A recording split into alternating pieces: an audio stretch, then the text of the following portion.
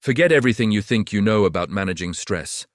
What if I told you the true path to inner peace isn't about feeling more or meditating harder, but in becoming more impersonal? This isn't about being cold or uncaring. It's about wielding a profound psychological tool from the ancient Stoics. Today, we're unveiling how cultivating this dispassionate observation can turn life's chaotic events into calm, neutral data, liberating you from the constant grip of emotional overwhelm. So, if you're tired of the usual advice that doesn't stick, stay with me.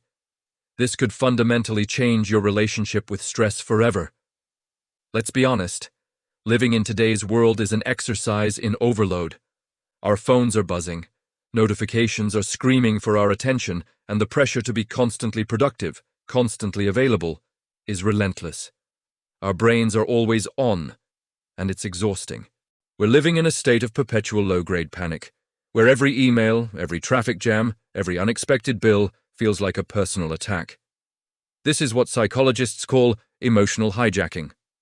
Our ancient fight-or-flight response, designed to save us from saber-toothed tigers, is now misfiring over a critical email from our boss.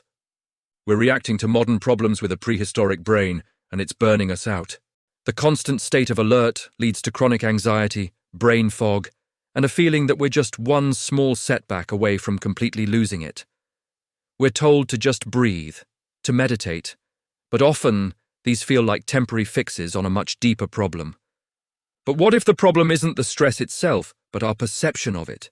This is where the Stoics, those ancient masters of mindset, offer a radical solution. They introduced a concept that is more relevant today than ever: the impersonal mindset. At its core, it's about making a simple but profound shift in your internal monologue. Instead of thinking, "This horrible thing is happening to me," you shift to, "A thing is happening." The Stoic philosopher Epictetus famously said, "It is not things that disturb us, but our judgments about things." Think about that. The event itself is neutral. A traffic jam isn't inherently good or bad, it's just a collection of cars stopped on a road. It only becomes bad when we attach our judgment to it. "This is going to make me late. This always happens to me.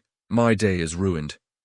The impersonal mindset teaches us to separate the objective event from our subjective judgment.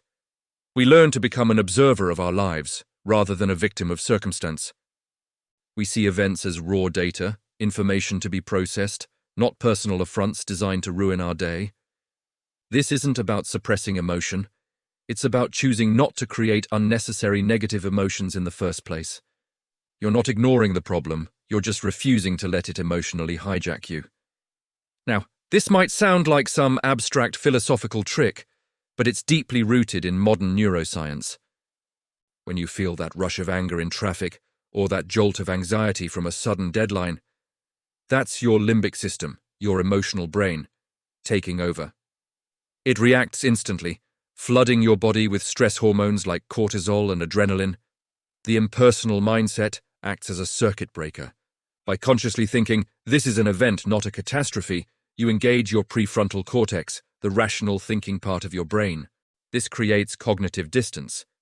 It's like taking a mental step back from the emotional firestorm. This practice is known as cognitive reappraisal. You are actively reinterpreting the event to change its emotional impact.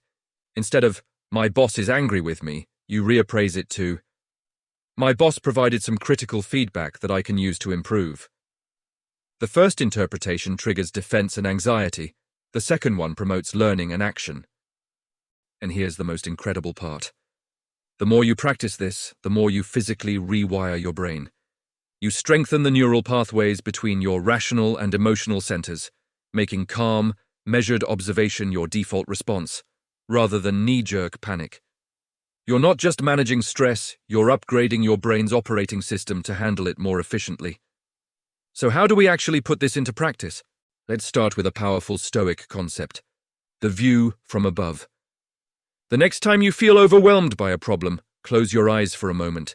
Imagine you are floating up out of your body, above your room, above your city, and then out into space, looking down at the earth as a tiny blue marble. From this vast perspective, where is your problem?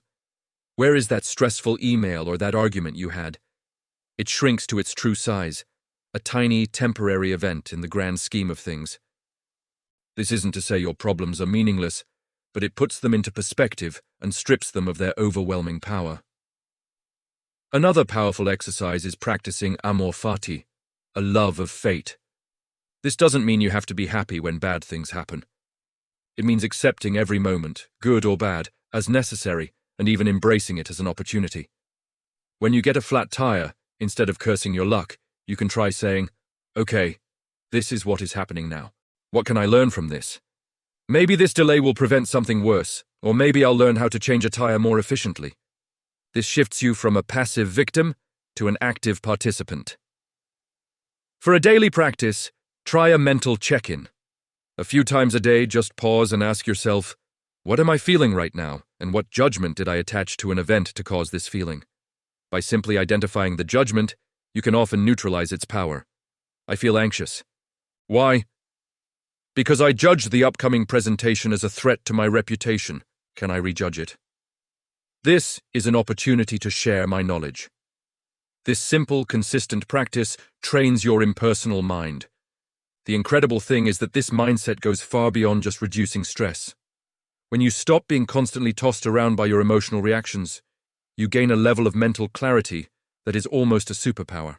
You make better decisions because you're operating from a place of logic and reason, not fear or anger. You become more resilient. Instead of being shattered by setbacks, you see them as data points, opportunities to learn and adapt. This is true anti-fragility, not just enduring hardship, but becoming stronger because of it, just as the Stoics intended.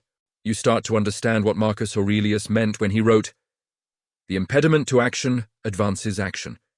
What stands in the way becomes the way." The obstacle is no longer a roadblock, it's the path itself. By cultivating this impersonal observer within, you're not just building a defense against stress. You're unlocking a more robust, clear-headed, and ultimately more fulfilling way of living. So I challenge you to try it. The next time stress hits, don't just react. Observe, reappraise.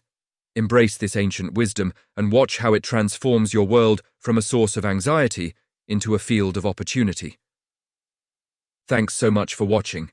If this idea resonated with you, hit that like button and subscribe for more insights on mastering your mind.